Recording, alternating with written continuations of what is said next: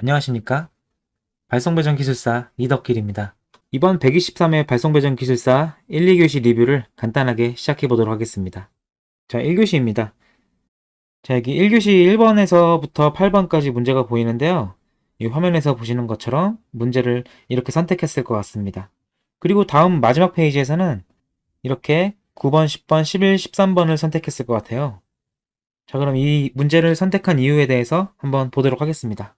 자, 1번 문제입니다. 이거 1번 문제도 참 쉬워 보이는데 이게 분산전원 배전계통 가이드라인에 정확히 정의되어 있는 그 용어들이라서 이거를 배전 직군에 계신 한전분들 아니라면은 조금 쓰기가 힘들었을 것 같아요.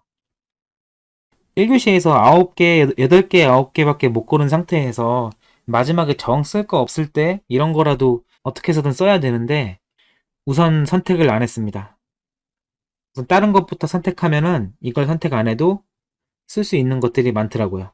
우선 1번 문제는 그렇게 넘어가겠습니다. 자, 2번 문제입니다. 2번 문제는 선택했는데요. 2번 문제를 선택한 이유는 여기 보시는 것처럼 기출 빈도가 상당히 높기 때문입니다. 2번 문제에서는 물어본 문제가 3개네요. C200과 100의 의미를 설명하고 규격을 설명하고 선정 방법을 설명하라고 이렇게 3개를 물어봤습니다. 그것에 대해서 여기 기출 빈도에서는 여기도 물어보는 게 과거에는 정말 많았어요. 이렇게 25점짜리 중에서도 이렇게 소문제 7개를 물어볼 때도 있었고, 근데 이번에는 1교시에 이렇게 좀 3개를 물어봐서 정말 간략하게 3분의 1 페이지씩 써줘야 되는데 그 한 페이지에 요약해서 쓰는 거가 조금 더 힘들었을 것 같아요. 이거를 쓰는 것보다는. 그래서 이제 기출 빈도가 많기 때문에 선택을 해야 된다고 저는 생각했습니다. 자, 3번 문제입니다. 3번 문제도 제가 선택을 했는데요. 이 3번 문제도 이 기출 빈도가 요즘에 그 전류형 HVDC와 전압형 HVDC가 참 자주 나오는 편이에요. 제가 면접 봤을 때도 이거에 대해서 그대로 물어봤었습니다. 여기에 목차대로 이렇게 각각의 특징을 설명하고 장단점을 말해보라고 면접 때 면접관 분이 그러시더라고요. 그래서 이걸 설명한 기억이 나는데요. 이것도 반드시 선택해서 써야 됩니다. 근데 이 3번 문제도 역시 이 많은 내용을 한 페이지에 3분의 1 페이지씩 이걸 요약해서 써야 되기 때문에 그게 좀 힘들었을 것 같아요. 이 3번 문제와 2번 문제가 참 시간과의 싸움이지 않을까 싶었습니다. 이 마지막 13번 문제 팩트 설비에 대해서도 그것도 참 시간이 모자란 문제가 1교시에는 많았습니다. 자, 4번 문제입니다. 제가 4번 문제는 선택을 안 했는데요. 그 이유는 기본서에 이렇게 있지만은 이게 항상 외우고 있어야 되거든요. 이 발전 효율이 뭔지 부하율이 뭔지 이게 되게 헷갈려요. 어디가 입력이고 이 보일러 내에서. 그래서 기본서에는 나와 있는 내용이지만 이거를 선택하지 않았습니다. 이것도 아까 1번 문제와 같이 정확하게 모르면 쓸 수가 없는 문제이기 때문에 이 1번 4번과 같은 문제는 정말 고를 게 없을 때 어떻게라도 쓸 수는 있지만 처음부터 이렇게 골라가지고 쓸 것 같지는 않습니다. 자, 5번 문제입니다. 5번 문제는 제가 선택한 문제인데요. 이 5번 복합 사이클 문제도 이 시험을 준비할 때 기출 84회 이후로 복합 발전에 대해서 안 나오더라고요. 그런데 이 25점짜리로는 항상 준비했었어요. 왜냐하면은 이 발송배전 기술사가 이 한 15년, 10년에서 15년 사이의 문제들이 한 번씩 이제 튀어나와요. 좀 이따가도 문제가 또 있지만 이렇게 복합 발전이나 열병합 발전에 대해서는 이 열병합 발전도 나온 지가 좀 됐는데 이게 상당히 기본 문제예요. 이건 반드시 골라야 됩니다. 이 문제도 지금 보시면 복합 사이클에 대해 설명하고 이렇게 뭐 특징을 쓰세요. 그리고 뭐 복합 사이클의 특징에 대해 기술하세요. 복합 사이클에 뭐 이렇게 설명하라고 계속 나오는데 이게 다 복합 사이클은 이렇게 기본적인 것밖에 안 물어봐요. 그래서 정리해 두는 게 간단하게 이 뭐 장점이나 정의나 구성이나 특징 이런 것만 간단하게 준비해 놓으시면은 이런 거 나오면은 충분히 쓰실 수 있을 문제였습니다. 자, 6번 문제입니다.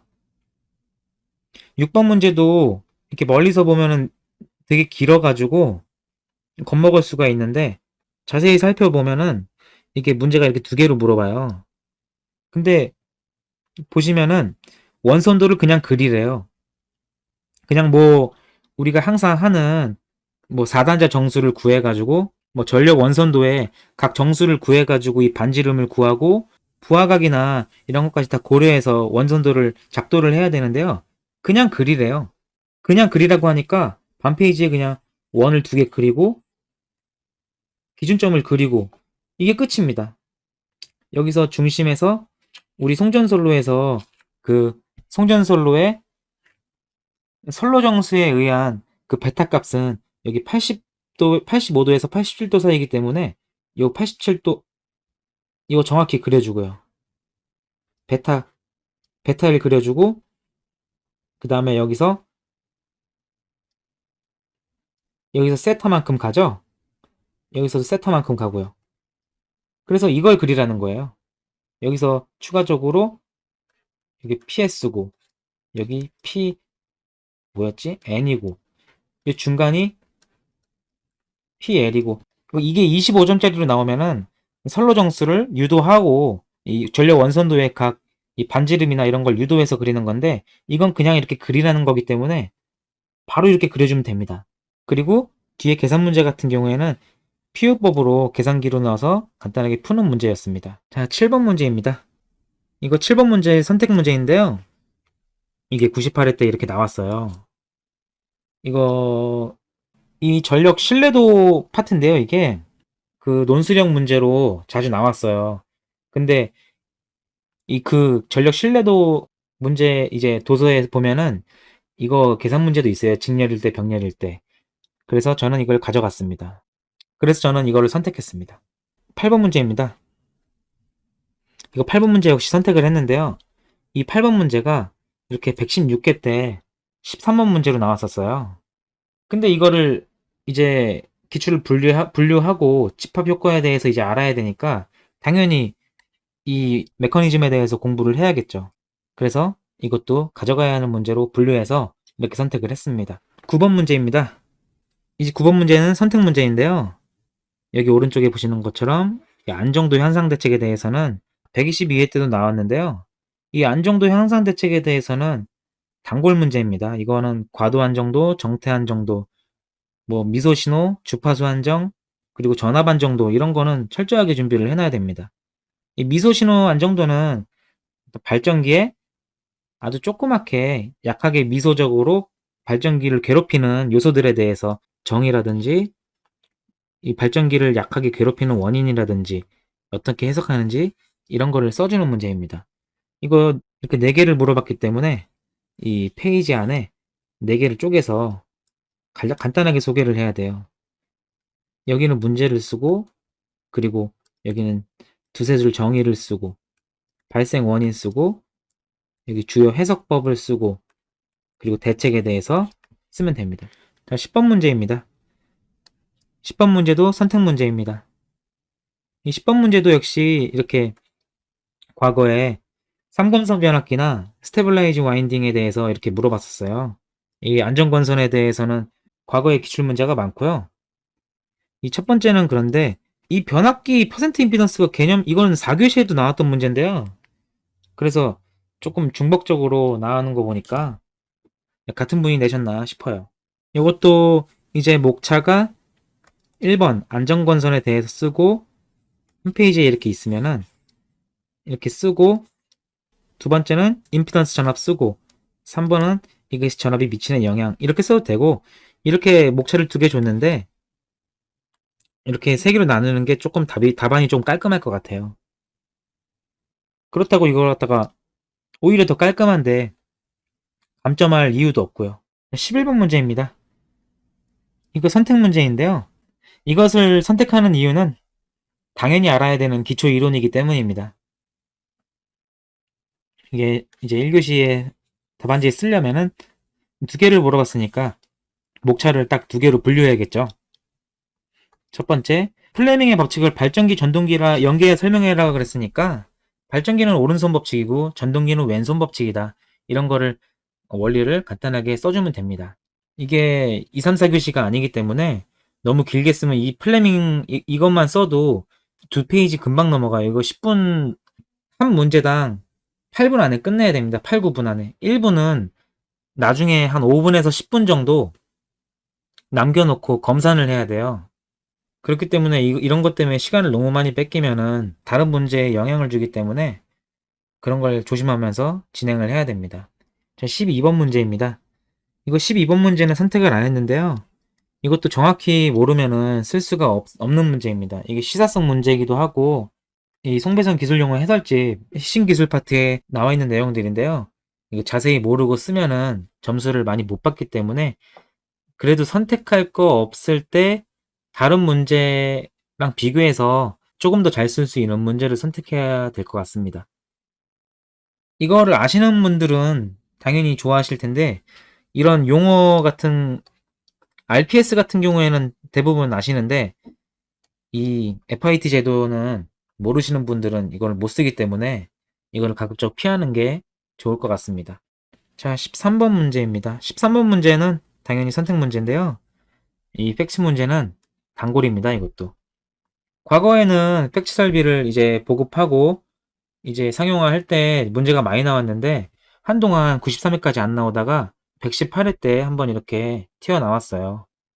그래서 조금 준비를 반드시 해야 되는 문제입니다. 이 팩트 설비는 굉장히 많아요. 대표적으로 25점짜리로 나오면은 목차가 한 5덩이로 꽉꽉 채워서 한 3, 4페이지 나오는데요. 이것도 역시 이제 1교시에 3분의 1페이지씩 나눠서 쓰기에 이게 힘든 문제입니다, 이게 시간 안에 쓰기가 힘든 문제예요. 어려운 문제가 아니고. 자, 이제 2교시입니다. 2교시는 여기 보시는 것처럼 1번, 2번, 3번, 5번을 선택했어요. 아까 1교시에도 보시다시피 이런 용어 문제들은 모르면 아예 손을 못 대요. 그리고 6번 같은 경우에는 이것도 기본 문제가 아니고 조금 생각을 하고 응용하는 문제입니다. 여기서 1번, 2번, 3번, 5번 중에 만약에 하나를 못 쓰시겠다. 그러면 그때 6번으로 넘어가야 됩니다. 이 4번 같은 경우에는 정확한 정의를 모르거나 이런 요소들에 대해서 알고 있지 못하면은 점수를 받기가 상당히 어려운 문제예요. 자, 이제 상세 문제로 넘어가겠습니다. 1번 문제, 선택 문제인데요. 역시 기출 빈도가 상당히 많습니다. 이 1번 문제는 이렇게 두 덩이로 물어봤는데요. 여기 1번 목차, 여기 2번 목차 이렇게 물어봤어요. 뭐 수요 관리에 대해서는 정리를 다들 많이 해놓으셨기 때문에 여러분들이 다 고르셨을 거라고 생각됩니다. 자, 2번 문제입니다. 2번 문제는 풍력 발전에 대한 문제인데요. 이 풍력 발전은 기출 빈도가 정말 많습니다. 이 선택해야 하는 문제긴 한데 조금 생소한 걸 많이 물어봤었어요. 이 종류랑 설치에 관한 기준 사항들인데요. 이 종류는 기본서에 종류가 이렇게 그림으로 있어요. 그 수평형, 수직형, 뭐 다리우스형 이런 그 풍력 발전기 형상에 따른 종류가 나와 있고 이 설치에 관한 기준 사항들은 실무적인 부분이기 때문에 이 풍력 발전에 대한 관심이 많으신 분들은 충분히 쓰셨을 거라고 생각됩니다. 이 2번 문제가 조금 쓰시기 어려우면은 4번으로 넘어가는 게 아니고 6번을 선택해야 됩니다. 뭐 기준을 모르거나 뭐 종류를 모른다면은 뭐 쓸 수가 없잖아요. 그래서 6번이라도 건드려서 써야 됩니다. 6번에 대해서는 좀 이따가 보겠습니다. 자, 3번 문제입니다. 이 3번 문제는 선택 문제인데요. 기출 빈도가 이것도 많은 편입니다. 이 여자 도립 전류에 대해서 설명하는 거랑 여자 도립 전류에 의해 비효율 차동기가 오동작을 해서 이 방지 대책에 대한 거는 많이 물어봤었어요. 그래서 물어본 게 66회부터 107회까지 나왔었는데 요새는 안 나오다가 갑자기 이렇게 나온 편입니다. 107회가 아마 2016년이니까 이게 5년 주기로 나왔네요, 지금. 그래서 기출 위주로 정리하신 분들은 이거를 쓰셨을 거라고 생각됩니다. 자, 4번 문제입니다. 4번 문제는 선택을 안 했는데요. 예, 아까도 말씀드렸다시피 이 용어에 대해서 모르면은 건들 수가 없어요. 그래서 이 4번을 선택하지 말고 1, 2, 3, 5, 6번 내에서 어떻게든 써내야 됩니다. 이걸 아시는 분들은 쓰시는데 이런 용어에 대해서 모르는데 이걸 어떻게 씁니까, 이걸? 지락전류 검출 방식 선택 문제입니다. 이 지락전류 검출 방식에 대해서는 이 송배전공학의 6장 중성점 접지 방식과 유도장애 파트에서 이 중성점 접지를 어떻게 하냐에 따라서 지락전류가 커지고 점점 작아지고, 이 비접지나 소리액터 접지에서는 지락전류가 거의 없잖아요. 이런 메커니즘으로 이 지락전류를 어떻게 검출할 건지 그거에 대해서 써주는 문제입니다. 그래서 비접지 선로에 대해서는 이렇게 기출이 좀 있는 편인데요, GPT에 대해서. 그래서 이제 지락전류를 검출하는 방식은 이렇게 비접지 방식과 직접 접지 방식, 고저항 접지 방식, 이런 식으로 분류해서 서술해주면 되는 문제였습니다. 자, 6번 문제입니다. 이거 6번 문제는 선택 문제는 아니지만 4번 배터리형을 못 쓸 때 어쩔 수 없이 고르는 문제로 제가 말씀드렸는데요. 이게 되게 포괄적인 내용인데요. 이게 안정도 향상 대책이랑 주파수 특성 정수에 대한 그런 메커니즘이 아닐까 싶어요. 이 동기발전기의 자체 관성이 크면 클수록 이 개통 관성이, 우리 특성 정수가 KT는 발전기의 특성 정수랑 부하의 특성 정수가 합해진 거라고 배웠는데요. 동기발전기의 관성이 튼튼할수록 이 K G값이 커져가지고 개통 관성이 커지는데요. 이 요즘에 동기발전기로 발전하는 게 좀 줄어들고 신재생 발전기가 좀 증가하는 편이라 부하 추종력이 상당히 약해지는 편이에요. 그래서 이 발전기의 특성 정수가 점점 내려가는 편이라 개통의 특성 정수가 떨어진다는 편이죠. 그래서 개통 주파수 특성 정수가 내려가니까 이 주파수를 조정하는 능력이 떨어지고 개통의 관성이 떨어진다는 거예요. 이게 이 개통 관성이라는 것은 우리가 60Hz를 항상 유지해야 되는데, 이 관성이 크면 클수록 어떤 부하 외란이나 동기 발전기의 탈락 등에 의해서도 60Hz를 꾸준히 유지할 수 있는 그런 성능을 관성이 큰 개통이라고 하는데, 점점 더 동기 발전기의 이 비중이 줄어들고 이 신재생 에너지의 비중이 늘어날수록 이 주파수 변동이 커질 수가 있다는 거예요. 그래서 관성이 점점 줄어든다는 이런 시사성 내용인데, 그런 거에 대해서 적어주는 내용입니다.